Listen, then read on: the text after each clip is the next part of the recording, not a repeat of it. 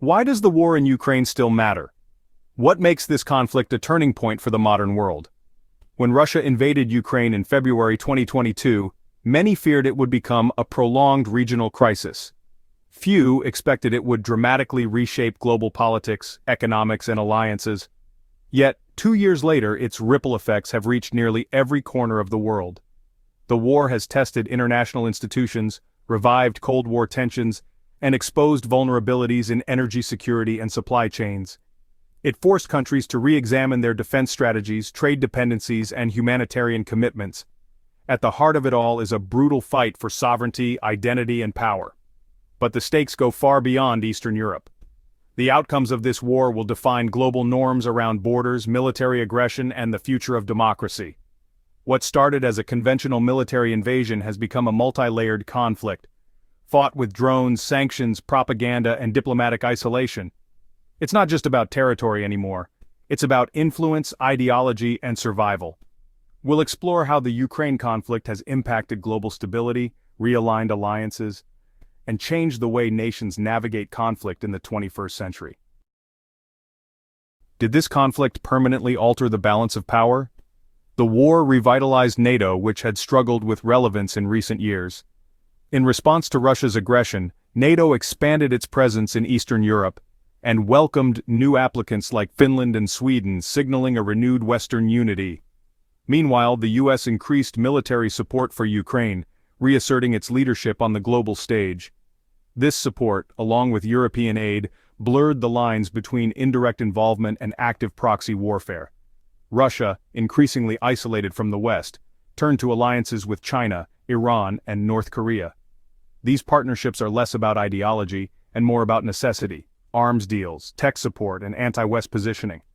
Other countries like India, Turkey, and Brazil have played balancing roles, engaging diplomatically with both sides while pursuing their own national interests. The war has redrawn lines of influence and forced nations to choose sides, or at least to define their strategic independence more clearly than ever before. Did the war cause a permanent energy crisis? Russia's role as a top oil and gas exporter made energy one of the war's earliest global shockwaves.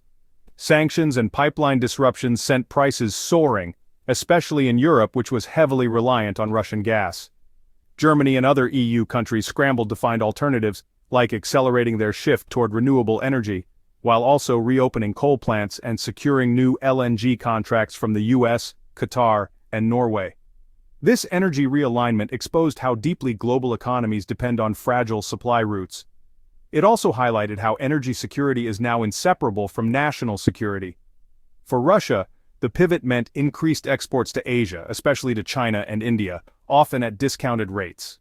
Meanwhile, although its revenues were hurt, they weren't entirely crippled.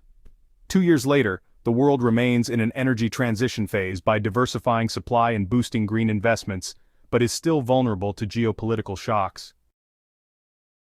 Are economic weapons just as powerful as military ones? Sanctions became the West's go-to response in the early days of the invasion. Over 13,000 measures targeted Russia's banks, tech sector, oligarchs, and central bank reserves, effectively cutting it off from much of the global financial system. Russia's economy initially wobbled but then adapted. It deepened trade with China, boosted domestic production, and developed its own payment systems. Still, GDP growth slowed, inflation surged, and foreign investment vanished. For global markets, the sanctions disrupted grain, fertilizer, and metal exports, causing food insecurity and inflation spikes, especially in developing countries. Some critics argue that sanctions hurt civilians more than regimes. Others say they're a vital, non-lethal tool to apply pressure without direct war. The sanctions debate continues, but the lesson is clear. In a globalized world, economic warfare hits far beyond the battlefield. How have ordinary lives been changed forever? Over 6 million Ukrainians fled the country, making it the largest refugee crisis in Europe since World War II. Another 5 million remain displaced within Ukraine. Cities have been bombed, schools destroyed, and families torn apart. The psychological trauma is immense. Children have lost years of education. Veterans return home with life-altering injuries. Civilians face daily power outages, food shortages, and the constant threat of missile strikes. Russia has also seen loss, both military and civilian. Young conscripts, economic hardships, and growing dissent have created fractures beneath the surface. Neighboring countries like Poland, Moldova, and Romania have carried much of the refugee burden, showing solidarity while straining their own resources. The war's human toll isn't just measured in deaths, it's in the shattered communities, lost futures, and deep scars that will take decades to heal. Are we witnessing the future of modern conflict? The Ukraine war has been a testing ground for modern warfare. From cheap drones to cyber sabotage, both sides have used 21st century tools to fight a 20th century style war. Commercial drones have been adapted for reconnaissance and targeted strikes. Small, cheap, and deadly, they've become essential in both offense and defense. Cyber attacks targeted Ukrainian infrastructure, banks, and even satellite systems. Russia's early attempts to disable Ukraine's digital backbone were partly foiled by help from private tech firms and international allies. Social media has also become a weapon. Memes, morale videos, and viral misinformation all play roles in shaping global narratives and sustaining public support. Western nations are watching closely. Lessons from Ukraine are reshaping military budgets, doctrines, and defense tech investments around the world. This isn't just a war of tanks and trenches, it's a blueprint for conflicts to come. What does the world think of this war now? In the early days of the invasion, global sympathy leaned heavily toward Ukraine. Blue and yellow flags filled streets, social feeds, and diplomatic halls. But as the war dragged on, attention spans faded and divisions grew. Some populations in the global south criticized Western double standards, highlighting how other invasions or crises received far less attention or aid. Russia's propaganda efforts intensified, targeting Africa, Latin America, and Southeast Asia.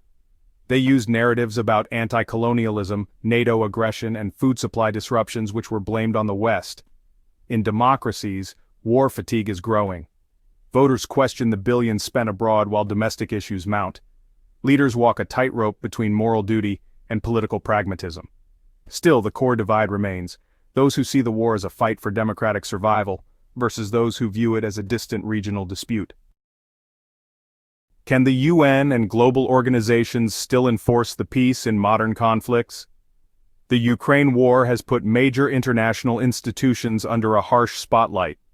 From the United Nations to the International Criminal Court, the crisis exposed both the relevance and the limits of these bodies in addressing 21st century aggression. The UN Security Council has been effectively paralyzed by Russia's veto power. Despite numerous resolutions and emergency sessions, real enforcement actions have stalled. This has raised fundamental questions about whether the structure of global governance is still fit for its purpose. Meanwhile, the International Criminal Court issued an arrest warrant for Vladimir Putin over war crimes allegations, which was a significant symbolic gesture. Yet enforcing such warrants remains a challenge when the accused lead powerful nations that reject ICC authority. Humanitarian agencies like the World Food Programme and UNHCR have provided crucial aid, but often face funding shortfalls, access restrictions, and political obstacles. Their role remains essential but increasingly constrained. The war has prompted some reform calls, from expanding the Security Council to increasing funding and enforcement power for global courts. Whether these calls result in real change remains to be seen. In short, the Ukraine conflict has reignited the debate about the strength, structure, and future of the international order. It has underscored that without reform, even the most well-intentioned institutions may be sidelined when the next global crisis strikes. What comes next for Ukraine and the world? Is peace possible, or is this just the start of a longer global transformation? 2 years after the invasion, the war in Ukraine remains unresolved, but its global consequences are undeniable. It has reshaped military alliances, redefined energy strategies, strained economies, tested democracies, and laid bare the fragility of the international order. The world now faces a critical crossroads. Will we treat this conflict as an anomaly, or as a warning? The war has shown how quickly peace can shatter, how deeply interlinked our systems are, and how vulnerable even stable regions can become when global norms are violated. For Ukraine, the path ahead is still marked by hardship, but also by extraordinary resilience. Rebuilding will take not only billions in aid, but years of global support in the areas of justice, infrastructure, mental health, and diplomacy. For the broader world, the Ukraine war must serve as a turning point. It has shown that deterrence matters, that alliances matter, and that truth, when under attack, must be defended, not just in speeches, but through action, reform, and accountability. Peace, when it comes, will be fragile.